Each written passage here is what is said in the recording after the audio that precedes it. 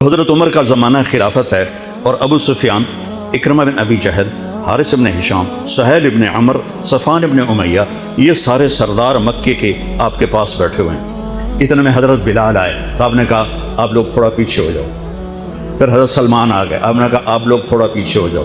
پھر مقداد آ گئے، آپ نے کہا آپ لوگ تھوڑا پیچھے ہو جاؤ۔ پھر ابو ہریرہ آئے، آپ نے کہا آپ لوگ تھوڑا پیچھے ہو جاؤ۔ پھر سلمان فارسی، آپ نے کہا آپ لوگ تھوڑا پیچھے ہو جاؤ۔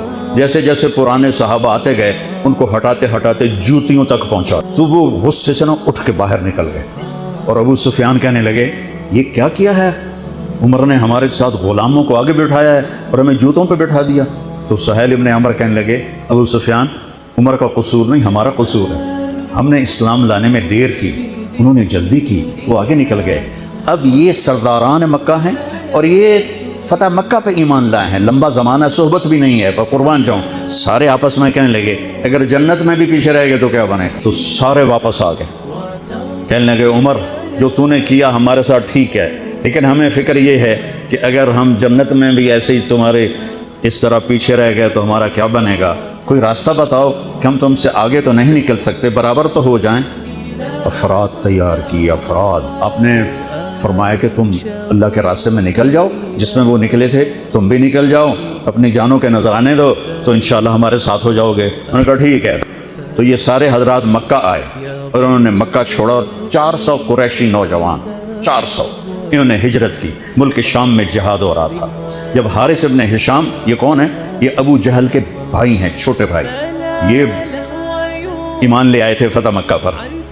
ان کو چھوڑنے کے لیے مکے کا بچہ بچہ باہر نکلا، اور جب وہ مکے سے باہر آ گئے تو وہ سب رونے لگے کہ یہ تو اب واپس نہیں آئیں گے۔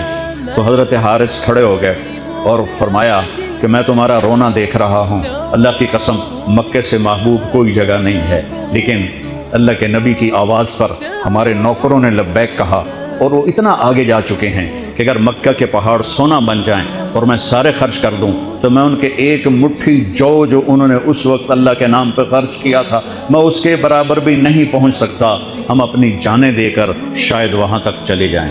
جب یہ لوگ پہنچے تو اجنا دین کی جنگ ہو رہی تھی، اس میں اللہ تعالیٰ نے آسانی سے فتح دے دی۔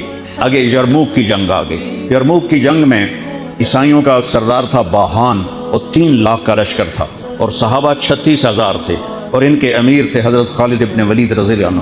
9 دن یہ جنگ چلتی رہی، اور اس میں ایک دن ایسا ہوا کہ صحابہ کو رومی ہٹاتے ہٹاتے ہٹاتے خیموں تک لے آئے۔